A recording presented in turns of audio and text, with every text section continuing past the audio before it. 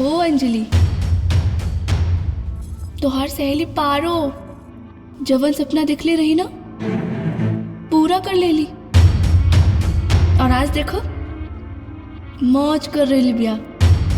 तू खाली बोलत रह गईलू कि हम ये सपना में भी ना सोच ले रही। और डीएम एसडीएम के बीवी बने के तो हर सपना तो सपना ही रह गए। खाली अब तू लेखपाल के बीवी कहलबू, लेखपाल के बच्चा की माए कहलबू। हरदम लेखपाल ना रही है।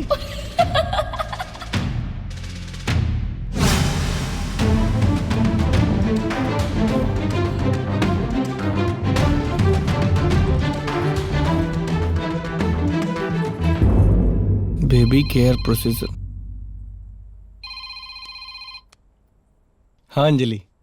अमित का हो रहल बा? का बताई तोहरा बिना ये जिंदगी नदी के दुई पाट जैसन हो गइल बा।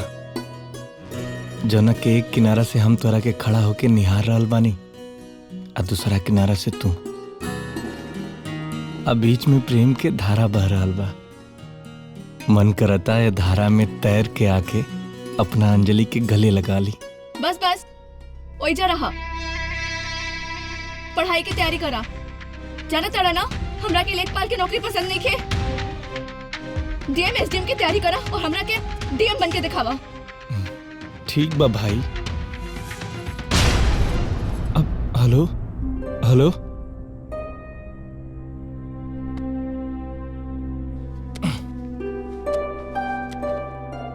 डीएम एसडीएम और ये लेखपाल। वहां से राइट जाओ, थोड़ा और राइट। जी सर। थोड़ा और पीछे। हाँ वहीं से नापो। कितना हुआ? 85 बैल सर। ओके 85 माइनस। हाँ अरे लेखपाल जी के काम खत्म होला के बाद उन्हों गोराई करे के बाद चलो चलो। Hello hello. हाँ हाँ यहाँ हो भाई वो नरेंद्र सुसाइड कर ले बा। का? हाँ हम आओ तक।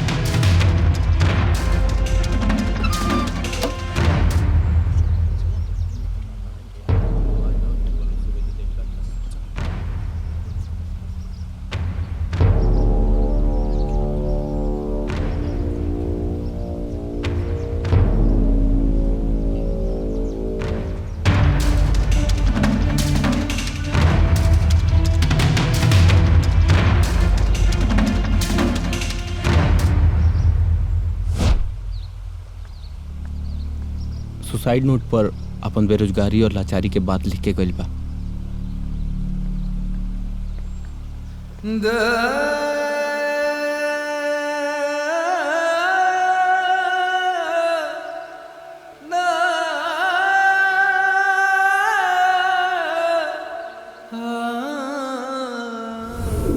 हमार शादी हमार नौकरी लागे की शर्त पे भई रहे, लेकिन हमार नंदी हमार छोट नौकरी पसंद नहीं खे।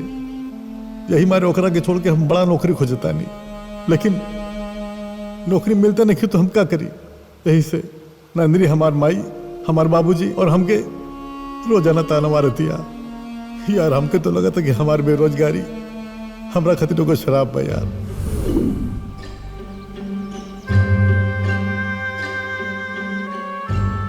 सॉरी दोस्त, हम समझा ना पाऊनी।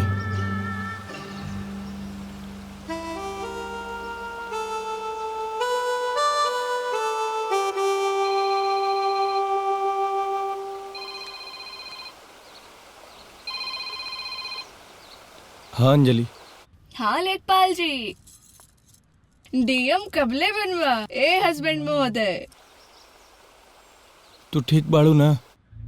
हाँ अब हम एक ना दो गो बानी। तू लोग ठीक बाड़ू जाना?